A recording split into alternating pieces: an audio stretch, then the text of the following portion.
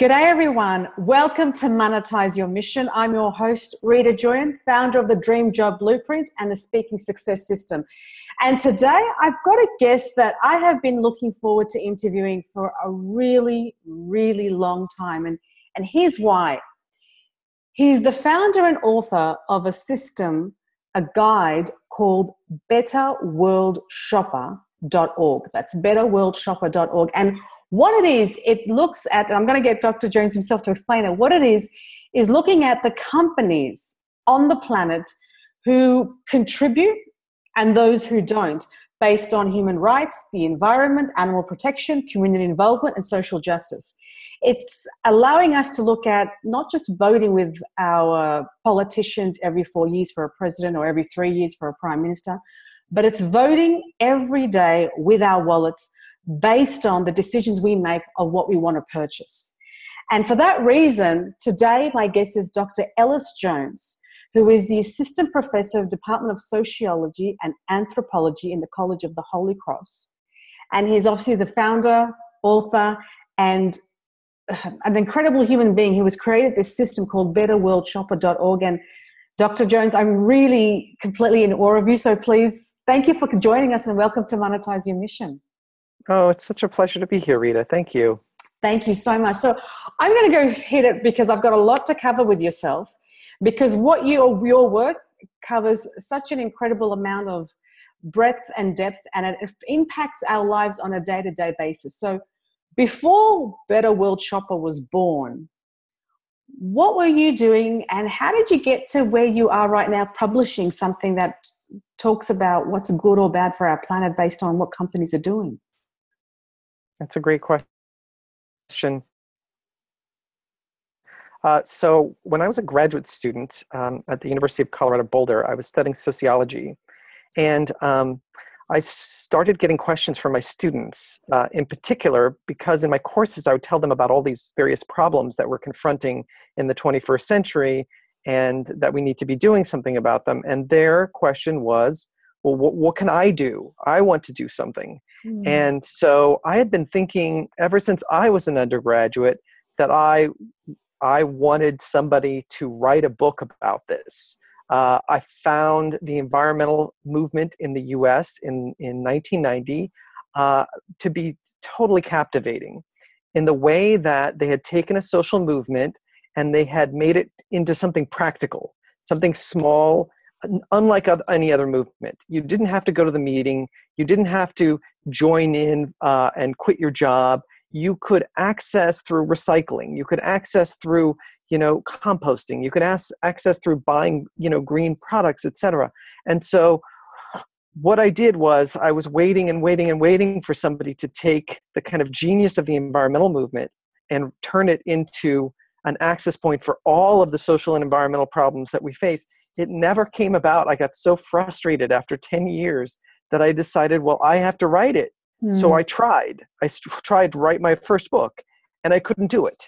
And so I recruited two of my best friends who thought it was a great idea and had never written anything. And we wrote a book called The Better World Handbook, which is maybe a 300 to 400 page book that compiles all of the ways an individual can make the world a better place around all of the issues that you'd mentioned. Now, out of that book, which at the time I thought was the kind of be-all and end-all of my career as a graduate student, that book, there were 2 pages in that book out of 400 pages that almost all of the feedback from readers came to me surrounding these 2 pages. And it was 2 pages on shopping. Now, this book had been written about family, what you can do with your family, what you can do with travel, what you can do with your money, what you can do with politics, what you can do, everything. 2 pages on shopping. And I thought, there's something going on here if readers really want something with these 2 pages. So I began to consider what I could do. These were 2 pages that ranked companies from poor to excellent. Ice cream companies and soda companies based on the data that we had available. So I took those 2 pages and I decided to do an in-depth project. And all I did was put myself in the shoes of the average consumer and say, if someone had time, how would they go about researching this? They would go all over the internet. They would go to every nonprofit that they could get a hold of that tracked these issues. They would pull it all together and try to make sense of all of this information in a way that was clear and fair and thoughtful. And they wouldn't just do one issue, they would pull in all of the issues that consumers seem to care about. So I did this for a number of years, and I came up with this Better World Shopper project. And I began producing these books every couple of years called the Better World Shopping Guide and this website called Better World Shopper. And this is what really took off. This is where the average person began to kind of write to me and began to kind of buy the books and go online and even donate out of nowhere to this project, because I had hit a nerve based on something that people really needed in the world. That's incredible. It all started with questions from your students. Yeah. About how to be involved, what can I do? And that led you to write a book, which you felt you couldn't do. Then you recruited two friends, and that will kind of, I guess, mold it into itself by putting together these guides, and then you're getting feedback, and there you have it. You know that you're onto something. I mean, in essence, all of this was about listening. First, I was listening to what this movement had to offer. And then I was listening to my friends helping me and the feedback of readers. And every time that I've printed an edition of the book, readers have been the ones who communicated with me and said, oh, we need something on cell phones. We need something on outdoor gear. We need something on travel, and so I would create new categories. I kept listening. And the more I listened to the people who contacted me, the more I feel like I was able to nail down a kind of powerful system that was really mapping more and more what was on the ground and really addressed, people's daily lives where they were at. And so you were doing this, Dr. Jones, whilst you were still a professor at the current college that you're working in? No, in fact, I started this project when I was a professor at a community college in California, in Northern California.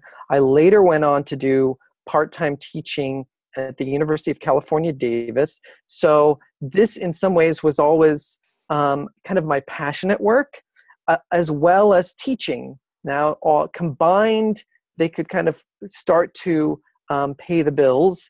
And what I found was that the more time I spent on this project, the more that the project would give back to me, and the more that readers would give back to me. In fact, the last couple of years, I've started having people. I'm not a nonprofit, so I can't offer any tax write-offs for people who would, make donations.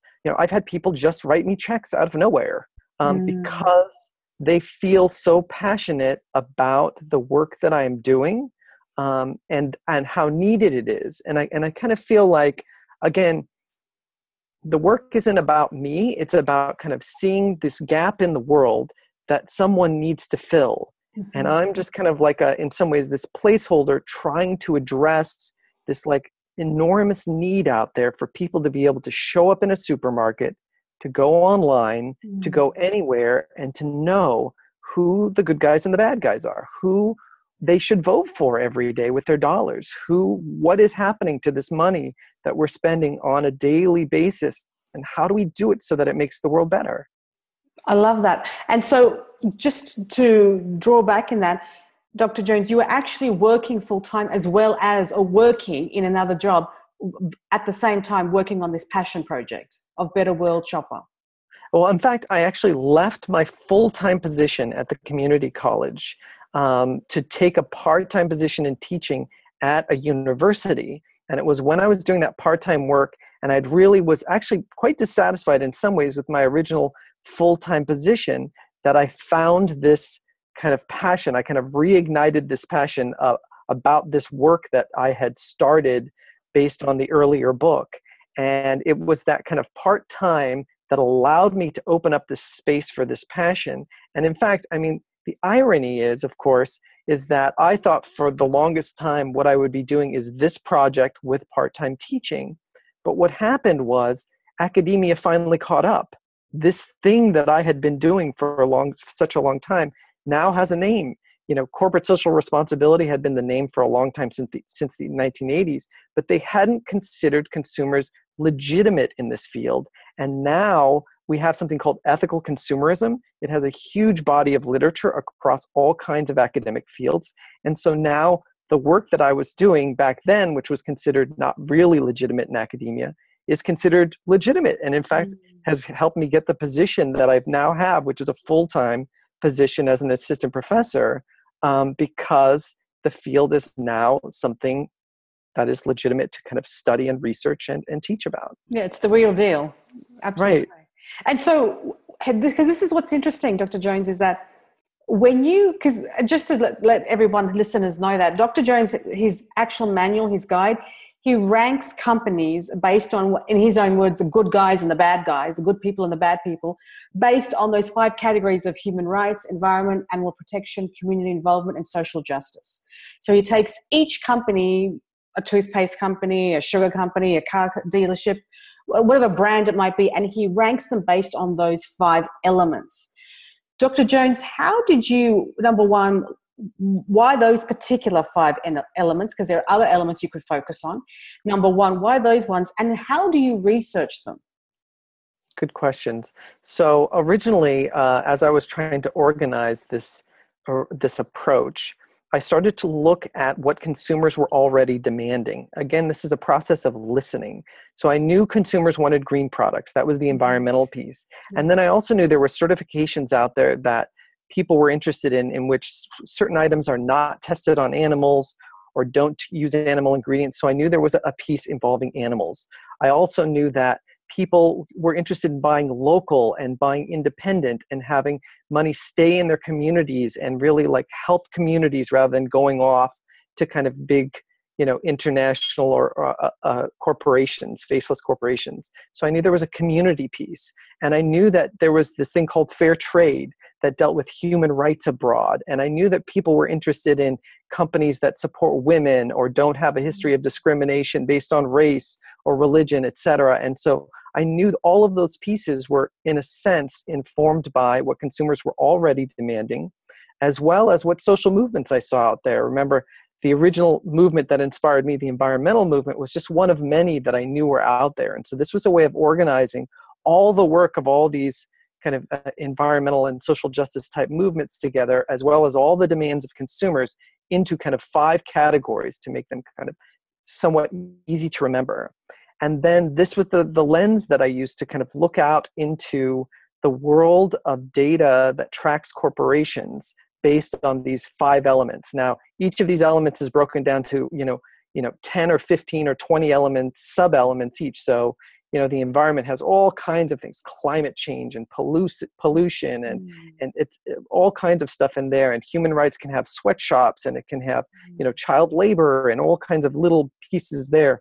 And so what I would do is I went from nonprofit to nonprofit, and I looked at where their work was ranking companies and where they were rating companies and saying, this company gets an award and this one gets the demerit because, they aren't doing well in this area.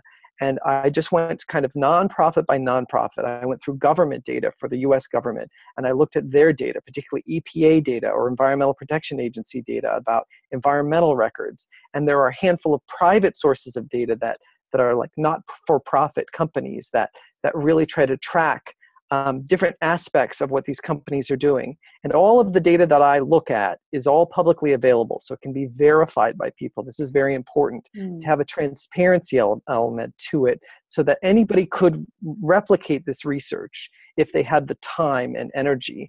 And so I just spent all of my time and energy putting it together to allow people more space to be able to move forward with their lives and to be able to kind of look at this and think about their own relationship to these companies around the world and what their dollars are funding and how we can reshape the way the world works by reshaping how we spend our dollars. Yeah, I really love that because I recall when I first heard of betterworldshopper.org, I actually changed I didn't even, number one, realize that there were such catastrophes in corporations and how they use child labor, for example, in chocolate. Had no idea until I read Better World Shopper. And then I reevaluated my decisions of just buying something like a chocolate bar, because one company is fine with incorporating child labor, whereas another one is completely not going to go into that realm at all.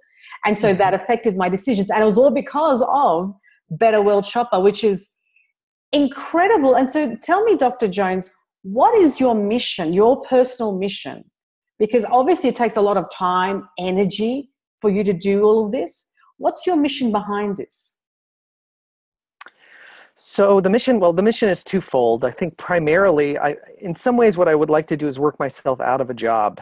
I would like somebody to take over at some point, like a government agency to take this on. I think this is important work, and it goes much beyond me. So I want to be able to hand it off at some point. Wow. So that's a kind of an overarching idea that this is, again, it's not about me. It's about having this institution.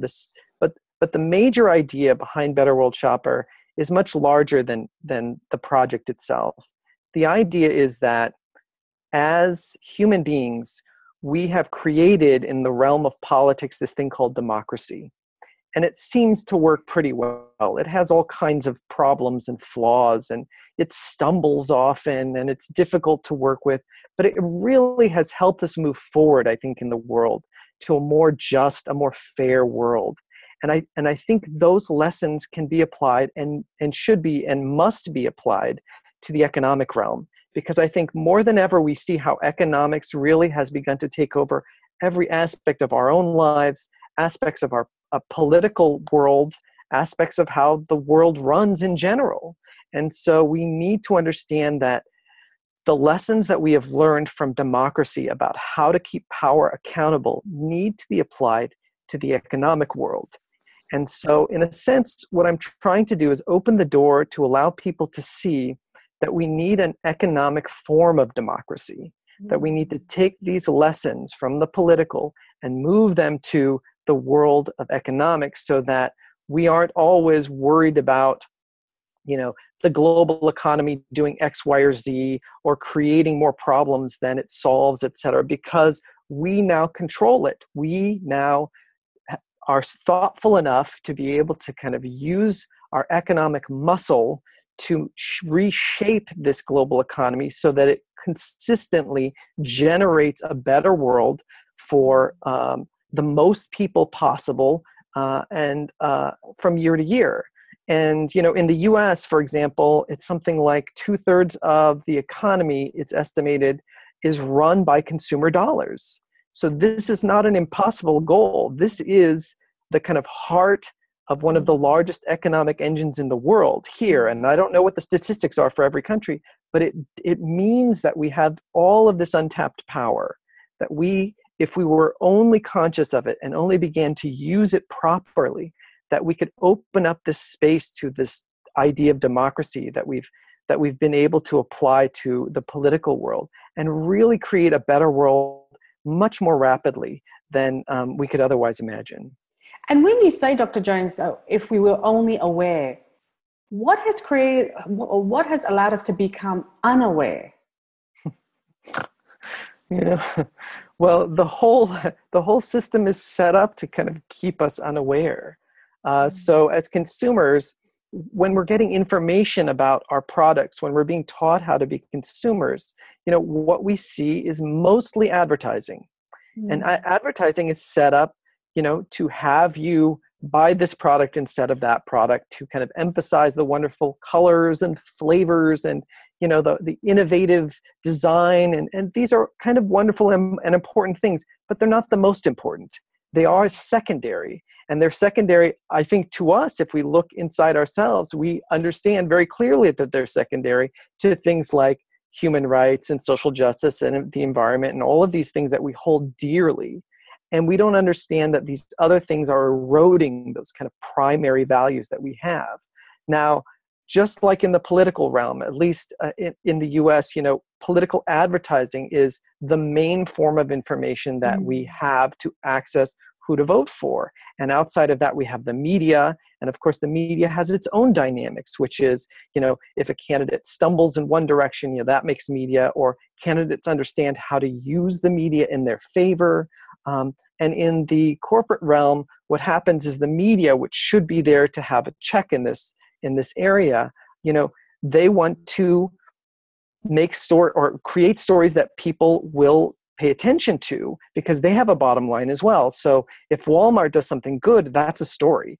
If Ben & Jerry's does something bad, that's a story. But if Ben & Jerry's is doing the same good thing over and over again, that's not a story.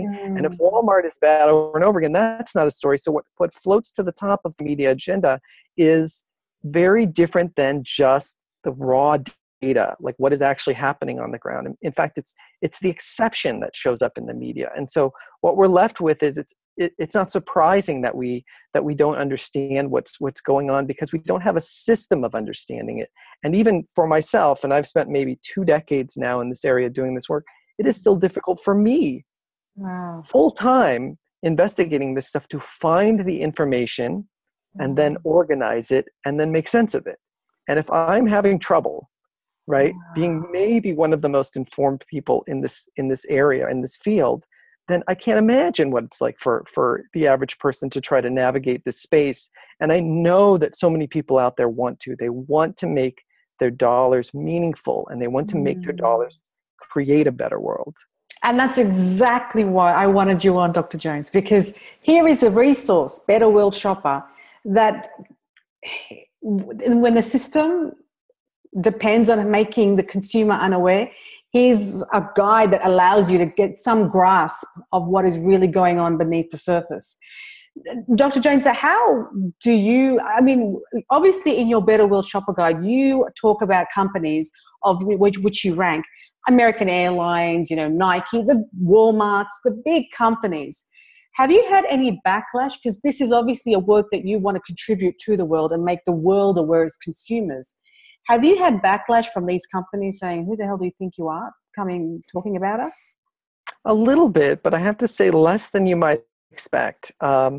First of all, while I was often anxious about this idea of like, wow, I am one person, and now I've just documented 50 terrible things about Walmart or ExxonMobil or Kraft, and these are enormous. These are some of the most powerful institutions in the world. This kind of criticism is probably not going to play well.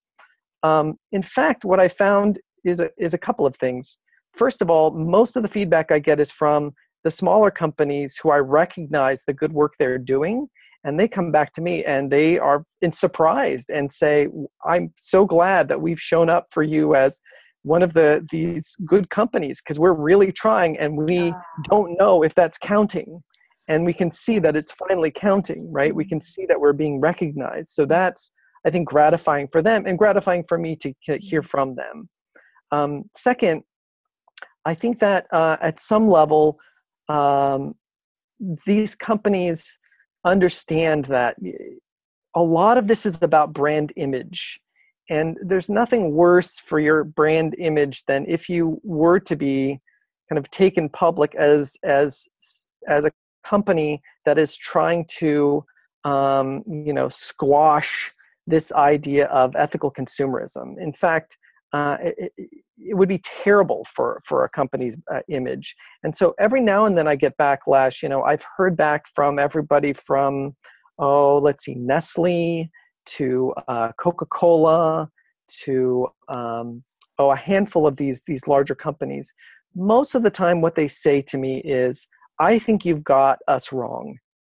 And here is for example, our annual report, which we generate every year on our own sustainability or our own responsibility. Yeah. And if you read this 250-page report that we generated this year on ourselves, you'll see how much wonderful things we're doing, right? And of course, every company, ever since the late 80s, every Fortune 500 company generates one of these reports. And if you read them, you would think that these companies are saving the world. But in fact, the data on the ground is different than what they write about themselves. Much like if you write your own resume, you're going to highlight all the wonderful things you do, not all the terrible, awful things that you may do or have done. So that's one. And the other is sometimes I'm engaged by companies who really would like to receive more credit for different things they're doing. And I'm completely open with them. I say, here is the data that I have on you. Let me know if there are any errors, first of all. Secondly, if you have data you would like to contribute, please let me know. It can't be It cannot be data from your company. I don't take any data from companies themselves. It's all third-party data. And I'll have to go out and verify the third-party source and verify how kind of comprehensive it is, how kind of thoughtful the research process was, et cetera. And if it passes all of these tests, I will include it in my own database. Now, I have yet to ever receive data from one of these large companies that I then have actually included in my database, but I'm totally open to it. And only a handful of cases have they actually sent in small bits of data that they thought were worth including, but turned out to be not passing most of the tests that I have for all of my other sources of data.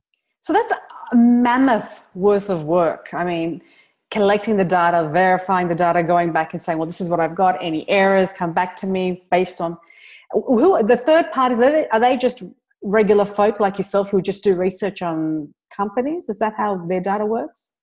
So most of these third parties are nonprofit organizations, and they're often having, some a part of their organization focus on something in particular around corporations. So I'll give you an example. Greenpeace, who does wonderful activist work, but may not be the best source of information on companies writ large, does a couple of things very well. One is they understand the environmental, they have a research division that understands and looks at very carefully the environmental impacts of electronics.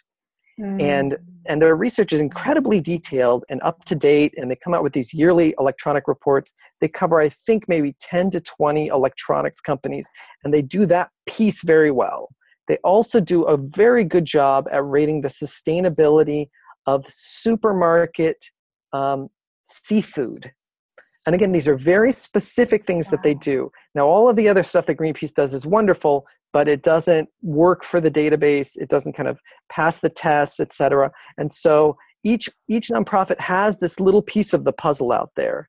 And often it's not the one thing that they do, it's often a part of what they do. And what I do is I pull all these pieces of the puzzle together to try to create this more comprehensive picture so that we can get the best available data around everything from the sustainability of the seafood we're eating to the polluting factors of the laptops we're buying to the fairness of the coffee and the child labor policies of the chocolate we're eating. Like all of that has to be kind of assembled from these various groups and then kind of looked at as a kind of whole to be able to grade these companies from, in my system, from A to F. Mm-hmm. Fantastic. So doing all this work and creating such a change, how do you, Dr. Jones, monetize? Because you said before you're not a not-for-profit, but people donate anyway because they just feel so strongly about the work that you're doing and the benefit it is making. What are the channels of monetization? So that's a good question. So the main channel that I have is the production of these Better World shopping guides. So early on, I found a publisher. It was the publisher that actually published my original book, The Better World Handbook. Royalties from the publisher, but more important than that was when I created the website, which was always a part of this process, was understanding that I needed to get this work out there for free as well.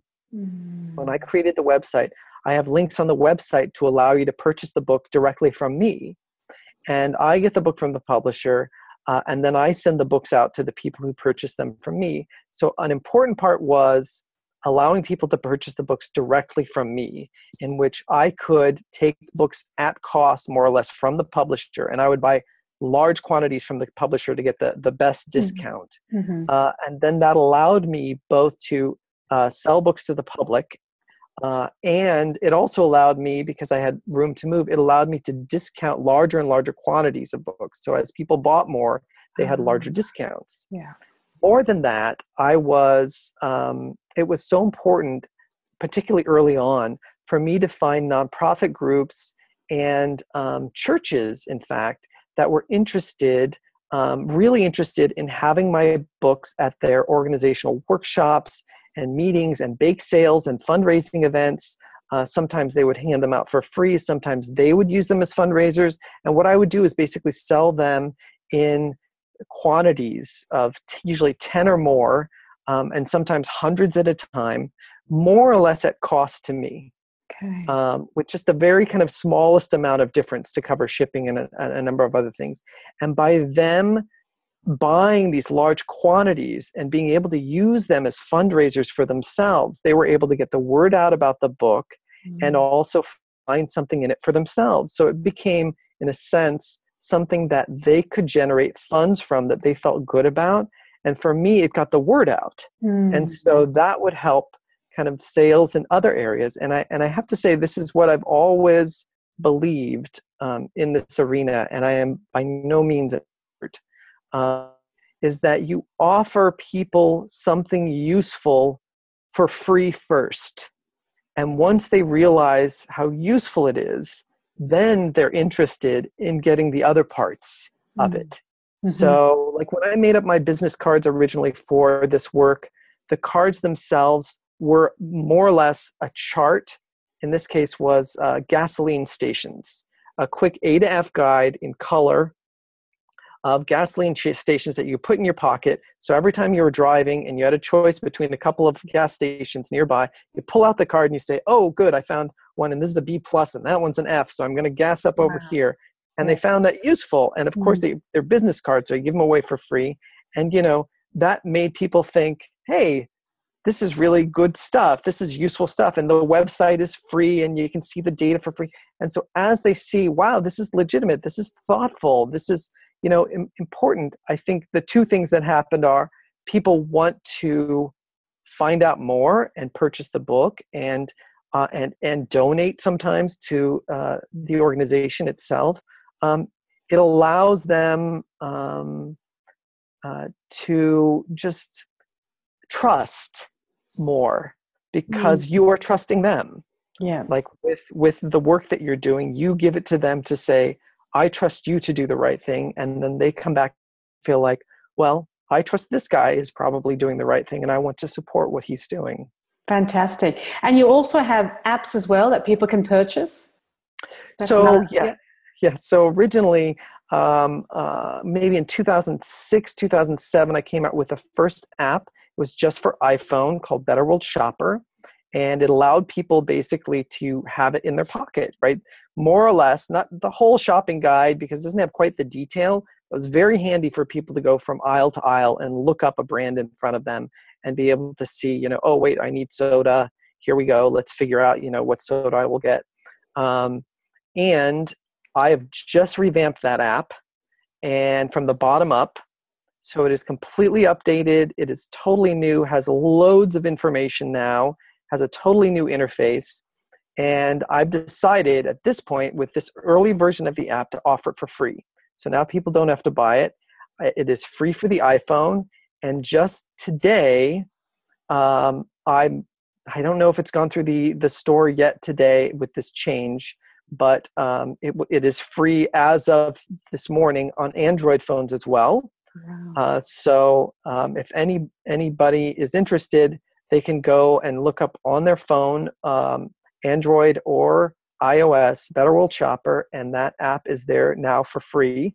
And I may end up, the idea is that later I may have some parts of the app that are in-app purchases that will help to kind of monetize that app. But again, you know, going along with my original philosophy around this, you start by offering it for free. You start by allowing people to see the work and understand the value it has. And then after they understand the value, then you ask them to give a little bit to access a little bit more. Excellent. And what I find really interesting, Dr. Jones, is that you don't even have a database of people that you tell this about. I mean, those churches, those people who have used Better World Shopper for fundraising, for using it for their own benefit, how did those initial people find out about you? See, you know, I'll be very honest. I'm kind of a terrible marketer in some ways. You know, I don't do any of the right things, and I think I'd be much more successful if I did. But, you know, this was mostly word of mouth. So I had a student whose father was very involved in his church, and he decided that this was very exciting and that he was very interested. And he had asked me, you know, if it would be worthwhile if he and I could work together to organize this whole network of churches together to help push this Better World Shopping Guide out there, because it so worked with their mission. And I said yes. And there was another organization. So this was like the Unitarian Universalist Churches in California, it started as. And then there was an organization called the Pachamama Alliance. And I had been to one of their workshops at some point, and I met somebody else who had a connection with them, and they just loved the book. They just loved it. And so I made sure to set up something that would make it kind of really, really worth their while and very much work for them. And it's those organizations and that word of mouth and those connections that has ultimately helped drive the book. I did the same thing with co-ops. I had a local co-op that I shopped at, and I asked them if they'd be willing to have a little table for the book for a while. And somebody got so excited about it that they wanted to pass it on to the network of co-ops around the US. And so, out of this, the book is closing in on 200,000 copies sold at this point. And again, this is not something that I keep very good track of. But all of this has been really without much advertising at all, outside of just, offering a website and an app and a book. That's absolutely incredible. It's just been word of mouth, because really it involves everyone who buys anything. It involves the consumer. What's next for you, Dr. Jones? I mean, you've created a guide that was really initiated by questions, and you've molded that, and you've used your creativity to help people with business cards as they're looking for petrol stations and whatnot, and use that listening skill to mold and craft the actual Better World Shopper Guide. Is there anything in the works for you that's coming up based on this or beyond? Certainly. And I think the other thing that is really important with this work is that it can never be static, and you can't ever stick, and become kind of married to a particular way of communicating. So the website in a sense gave birth to the book, and the book gave birth to the app, and so this process needs to kind of keep moving forward. And along those lines, I'm working right now on a Better World Shopper certification for companies to use to put right on the product. I mean, the one thing that I truly believe in is that there are so many good ideas out there, but they never test it. People never put themselves in the shoes of the average person enough to really get what it's like. And so, for example, every couple of years when I revise the shopping guide, I have a group of volunteers that goes into supermarkets at different parts of the country to take the shopping guide in and see what brands still exist and don't exist, and what new brands have shown up, because I want it to work on the ground. I don't want it to work theoretically. I want it to work in the real world. And I will often have my students test out other resources from other organizations that are supposed to help people. And many of them fail because they're beautifully designed, very thoughtful, and they look like they should work. And people do stick them in their pockets. But for example, the Monterey Bay Aquarium puts out these wonderful pocket seafood guides for sustainable seafood. Fits right in your wallet, beautiful. They have it for each area of the country in the US. Wonderful. You sit down in a restaurant, you go to the deli section of the supermarket, and it fails. It completely fails. They had no student have success with it.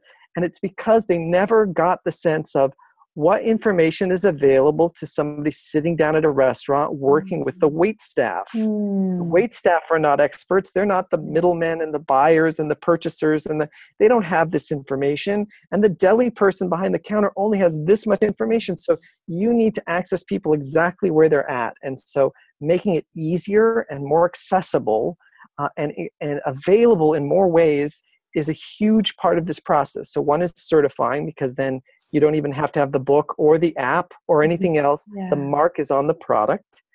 So that's one way in which I am moving forward with this. Two other ways, I'm in the middle of completely overhauling the website, very much like the app, to make it much more user-friendly, to make it much more simple to kind of access each of these company ratings, et cetera. And finally, and this is a little bit longer term, I'm working on a book and app and for the website, basically a series of report cards, so that you could click on any company and you could get a detailed report card of all of the kind of wonderful and questionable things that company is doing. And you could then maybe click immediately over and say, I'm going to communicate with this company about this because I usually buy their chocolate or I usually buy their coffee, but now I'm going to buy somewhere else, so that you can create this more seamless system that starts to look a little more like the political system in which you communicate with the representatives to tell them, I like that you're doing this. I don't like what you're doing here. Please explain to me why you're doing this and how you might do it better. So it's that mapping back to that political version of democracy that is that long-term vision of this project. I love that, Dr. Jones, because it's not about calling out companies. It's not the intention. The intention is just to make people aware, quite sincerely. Yeah. And that's how you want to have it communicated to that's an awesome idea. Truly awesome to have that two-way communication. And so obviously you said your work is updated every 2 years.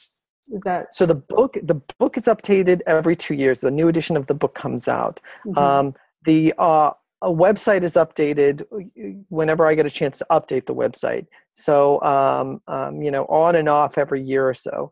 The app is where all of the kind of constant updating is maintained. So if you want kind of the latest rankings, and they don't change radically, but they do change.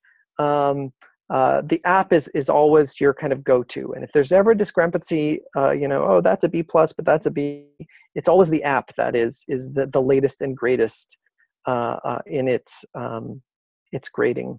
Thank you. Thank you so much, Dr. Jones. And in a society where we're becoming so more in tune with organic food and farmers markets and homeschooling or unschooling or all that kind of stuff. I just was reading, my friend was teaching her 4.5-year-old how to do EFT, the tapping exercises. It's a society which we're trying to become more aware, and definitely your book plays a huge role in getting, like you say, to vote with your wallet every single day, each time you make a purchase. I just want to sincerely thank you, Dr. Jones, for taking the time out and explaining the concept behind this remarkable guide that gives us an insight and an awareness as to how to actually spend our dollars. And for folks listening, to check it out, it's betterworldshopper.org. Shopper is spelled CHOPPER.org. Dr. Jones, it's been my pleasure. Are there any final words that you would add, that you would, having worked with obviously college grads and college students, and this being a huge passion of yours, are there any words of wisdom that you would share to people who are looking to find what something is that they could occupy their time that really gravitates to them? What advice would you give? Well, each of us, I think, is born with a unique combination of experience and traits that allows us to see something in the world that nobody else sees in quite the same way. And I think that you really need to follow that sense and look for those, what I sometimes will call holes in the world that need to be filled, and that other people have a sense for, but they don't feel the draw the same way you feel. They don't feel that drive that this really needs to be done. This needs to be fixed. And when you can see that clearer than anyone else, you use that, you take that and use that as kind of your energy source, and you persist and you become very creative and innovative, and you try to achieve that goal in any way possible and in ways that you discard your own ideas all the time, and you listen to other people and you put yourself in their shoes. And if you do that enough, if you stick with it long enough, and you forgive yourself along the way a lot, I think that you will find that you have a wonderful contribution to make that may not have been the one you originally imagined that you were going to make, but is actually the one that in some ways you were meant to. I love that. Look for the holes, and if you're drawn to that, see the things that you're seeing it differently from everybody else, and contribute to that. Do you sometimes just feel like just giving up, Dr. Jones? Like, oh, look, I've got a family, man. I've got kids. I've already got a job. I mean, somebody else look after. Like as you were saying, I'd love to give this to a department, a bigger body to look after. Certainly. Do you just feel like, Come on. I did my bit. I did my bit for humanity.